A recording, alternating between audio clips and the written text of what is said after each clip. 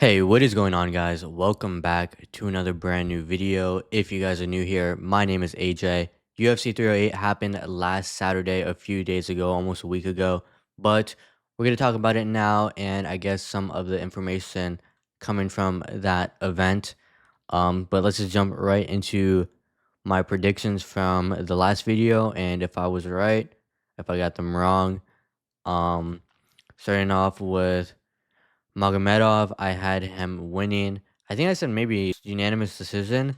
He ended up winning in the second round by knockout, and he got performance of the night.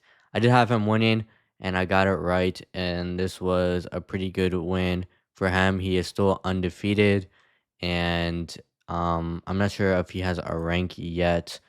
I'm pretty sure this was an unranked kind of fight, but this was a good win for him to maybe get a rank in his next fight. And for Murphy versus Ige, I had Murphy winning, and I think I said maybe split decision on this one. And this was a unanimous decision for Murphy. Murphy ended up taking the win, and so far I got 2 out of 2 right. This was also pretty good event or a pretty good fight. And then we had the Uncle I versus Rockets fight. Honestly, I think I fell asleep during like the second round because I had a pretty busy morning and I really wanted to watch this fight, but I ended up like knocking out because I was super tired. But this ended up going to unanimous decision for Uncle Live. I had him winning as well, so pretty sure 3 out of 3 was correct. And Uncle Ive is probably gonna be fighting Alex Pereira next for the light heavyweight bout. Which was my prediction for this. I had Uncle Ive winning this fight and fighting Alex in the next fight. So far, I did pretty good. I got all of the three first fights all correct. And for the Whitaker fight, I actually had Whitaker winning, and I ended up getting this one wrong. Hazmatmayev got the win in the first round, I believe. It was the first round by submission. It's a pretty crazy submission. Um, at first, I thought Robert kind of tapped really quick, but we later got information that his jaw or like his teeth got basically crushed and pushed in. It looked pretty disgusting. If you guys haven't seen it, maybe go look it up. I know you guys can definitely probably find it somewhere, but yeah, Chimaev won by submission. It was kind of like a rear naked choke, but it wasn't like on his neck. It was like on his jaw, and it like crushed it. So it was pretty nasty. If you want to go check it out, I think DC like showed it to the TV camera, pretty graphic, and I think it like made Whitaker's eyes bloodshot. It was pretty crazy. Chimaev ended up moving up the rankings quite a bit from this win, and now he's in the discussion for maybe getting the title shot next instead of Sean Strickland, which is kind of crazy to think about. I know a lot of people actually kind of want to see this rather than Sean Strickland, but I'm not sure if this is gonna happen. I feel like the UFC might do something like that, but I feel like it'd be very wrong to Sean, and I think Sean Strickland maybe just deserves a little more right now. But Hazmat Chimaev is kind of the hot name right now, especially following like this event just happened, so a lot of people are talking about it.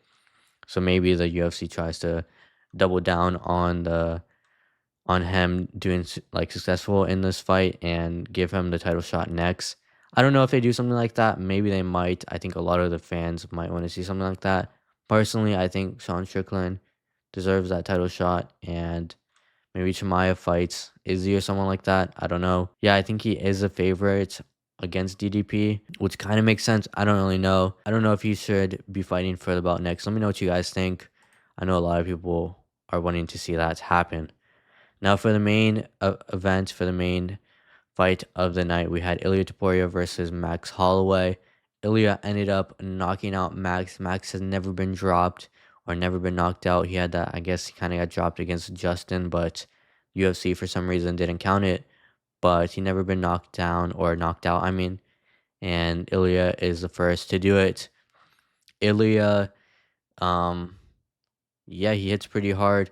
This was a pretty good fight. Max seemed to be throwing a little more volume, but With Ilia, it looks like it only takes one punch to land, and it did it for Max. I don't know if Max's other fights, how much those accumulations of all those punches he's taken, kind of add up into something like this, where it's just Ilia is able to drop him. Max, he takes a lot of punches in all his fights, and I feel like that does play a factor. But either way, Ilia was the first to knock him out. It is pretty rough seeing Max get dropped like that. Um, but yeah, now Ilya has won his bout against Alexander Volkanovski and has defended it against Max Holloway, and both by stoppages, which is pretty insane to say. And it is bringing him in the conversation for Fighter of the Year instead of Alex Pereira, which a lot of people are going in between, back and forth with. Um, but yeah, this was a pretty good fight. I'm not really sure what Max could have really done differently to not get knocked out like that. The punches near where he got dropped definitely seemed like they were hurting him quite a lot, and he tried to back up, try to get space, but yeah, it didn't really work. Those kind of oblique knee kicks or those kind of step on the knees, I don't know what they're really called. Looked like they were doing kind of a little bit of damage to Ilya. I think Ilya has like some type of knee problem. That's why he was doing it. But those looked pretty nasty, and it looked like it was kind of working. And yeah, I think Ilya, he did a good job attacking Max's leg to slow Max's movement down, because if Max can't move, he can't get out of the way for those power shots. But yeah, congrats to Ilya. Honestly, I had Max winning. I would have liked to see Max win, but congrats to Ilya. That was a pretty big win. I know Dana said something about how he is a little upset that he didn't put the BMF title on this fight during like the second round. But I don't know, maybe that would have been cool, but I don't know how it would work having a champ have the BMF belt at the same time. Like when they next fight, are they gonna be having to defend both, and then do the belts just kind of merge at that point? Or I don't know how that really works. Is it only when like a contender for both of them fights for it, or like can they only fight for one? I don't know how that would work. And it would have been the same thing if Max won. So I guess at the same time, I don't know what would have happened if Max had the champion belt and the BMF belt. But I guess we won't really know now, because Max, I guess, still has the BMF and Ilya still has the championship belt. And I don't really know who's next for Ilya. People are talking about maybe him moving up to fight someone like Islam. And I don't know if he would do something like that. I mean, that would be a pretty good fight to see. I would want to see something like that. And I think that'd be pretty fun to watch. I think Islam probably takes that fight though. But yeah, kind of going into that, let's just look at the rankings a little bit. After UFC 308, we still have Islam at number one for pound for pound top rank right now, and we have Alex Pereira number two, John Jones number three, and then Ilya is number four. And I don't know how John Jones is above Ilya, at least right now. It is kind of crazy that John Jones is still this high right now. He just he's not really active. He's not really fighting anyone, so I don't know why he is up here so high. But like even yeah, some of these names should definitely be above John Jones, but he is somehow still up here. I don't know if Ilya would be above Alex Pereira right now in pound for pound, I guess, conversation. Just because he beat Volk and Max Holloway, that's kind of one thing that like I don't really know how much that really plays a factor into this. I think maybe just putting Ilya above John Jones. I think I would like how that would look. Islam number one still, Alex number two, and then Ilya number three, and then John Jones. I don't even know where I'd put John Jones. Like maybe after he fights this November, maybe I could maybe see where to put him. And that's if he like doesn't turn down the Tom Aspinall fight. If he wins against Stipe and then turns down like fighting Tom, I don't know if that would really help me like consider putting him higher on the pound for pound top rank, like top five. Because how you gonna duck Tom Aspinall? I feel like you have to fight Tom to be up here. I mean, I know he's done a lot, but like honestly, I just want to see him fight Tom. That'd be a good fight to see. I'd rather see him fight Tom than Stipe right now. But nothing really changed here. We had the featherweight. Um, for Ilya, I don't really know who he would fight next. I guess it'd be Diego Lopez, who was the reserve for the fight. And I don't know. Do you guys think Diego Lopez beats Ilya? He had a pretty good win against Brian Ortega. I feel like that fight would be pretty good, but I don't know if he beats Ilya. I can't click his name. Okay, there we go. Ilya is 16-0.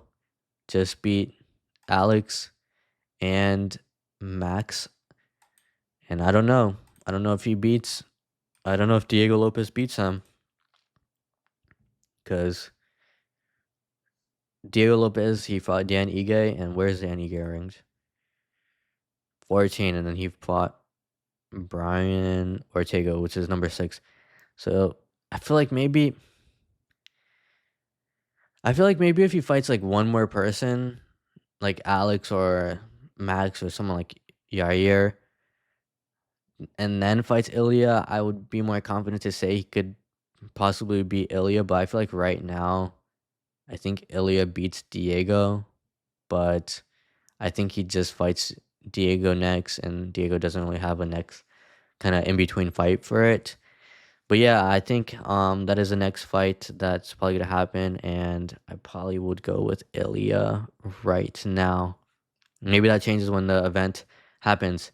But anyways, for the middleweight, we had Chimaev jump all the way up to 3, and Sean Strickland still on number 1 rank. So Sean Strickland is coming off a win against Costa, and it was a split decision win. And then we have Chimaev, who stopped Whitaker in very dominant fashion and is 14-0.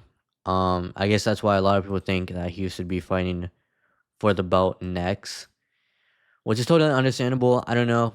I'm glad it is not me making those big decisions like this when it comes to fight matchmaking, but Sean called DDP out first, and I feel like he was first in line. And I think he should still be first in line. He's first in line here. I think he should fight DDP next. And Chimaev, I mean, Chimaev fights once a year. I don't know. I think he was like sick or something, injured or something. I don't know what it was. Um, but yeah, I don't think I think he fights the winner of DDP versus Sean Strickland. I feel like he should take on like Izzy or something. For light heavyweight, Ankalaev still there. Um, and I feel like he's probably gonna be next to fight Pereira. And that's a very exciting fight. It's probably gonna be a stand-up fight. I don't think it's gonna be on the ground like some people were thinking, just because it's Ankalaev. And yeah, I'm excited to see that fight as well. And then I think all the rest is the same. Now the only conversation really is Alex Pereira fighter of the year or Ilia Topuria, who got his win over Alexander Volkanovski and Max Holloway, or Alex Pereira, who has his win against Jamal Hill, Yuri, and Roundtree.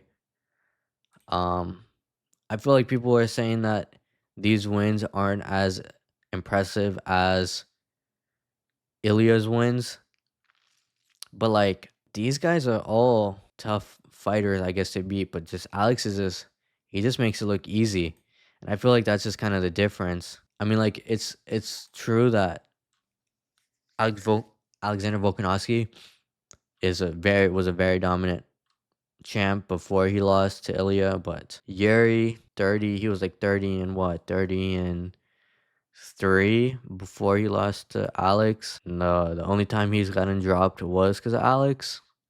I don't think he's ever been dropped in his losses, and that's pretty impressive. But I don't know. There's Roundtree, Yuri, and Jamal beating Holloway and Alex. That's really just the main question to be asking. And I really wonder what they're gonna base it off of. I personally think I'd still give Fighter of the Year to Alex. I feel like just because the fact that he saved events, he kind of saved the year too in a way by saving events. And just, I feel like his fights, 30 title defenses all in 1 year, I feel like that's just a little more impressive.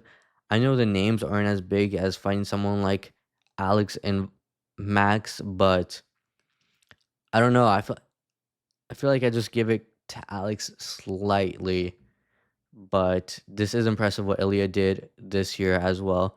But either way, though, I'm kind of glad that like right now we're having conversations about who's fighter of the year.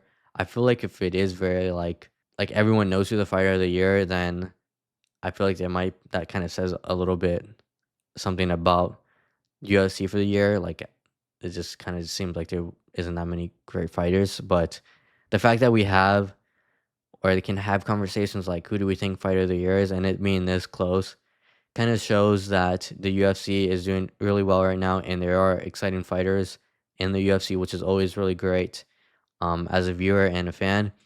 But anyways, let me know who you guys think is fighter of the year. Who you guys want to see match up in these fights? Would you guys rather see DDP fight Son Strickland or Hazmat? Let me know all that down in the comments. And don't forget to hit that like button, smack that subscribe button as well. And I'll see you guys on the next video. Don't forget to stay fresh.